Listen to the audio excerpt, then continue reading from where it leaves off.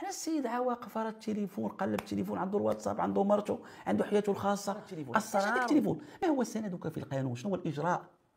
وكل تفتيش اللي كدير في التليفون كامل باطل في المغرب، كامل باطل، كامل باطل، الا فوقاش الا كان نعم سيدي امر بفصل 108 وكاينه جرائم معينه وخاص قاضي التحقيق هو اللي كيعطي الامر في الاصل، واستثناء الوكيل العام. واذا تعلق الامر بجرائم الخطر كيجي وخاص الوكيل العام قاضي التحقيق تيكون بحث في واحد الجريمه. انا كنبحث في واحد السيد، واحد اللحظه وصلت خاصني نشوف التليفون، عاد كيطلب هو يعني تعطى. واذا رئيس الاول المحكمه السينه باش تعرفوا الخطوره، الرئيس هو اللي كيقول فاليدي في اجر 24 ساعه، ولا ما فاليداش له في 24 ساعه باطل، واخا يجيب الجريمه صافي دازت 24 ساعه. والوكيل العام ما عطاش المساعد الا يعني كيكون امام شي جرائم كيبان له الادله غتنضاجر غتضيع، هو قدام جرائم الخطر. باش تعرفوا حساسيه الموضوع، حنا السيد واقف على التليفون، قلب التليفون، عنده الواتساب، عنده مرته، عنده حياته الخاصه، اسراره هذيك ماشي حياه خاصه.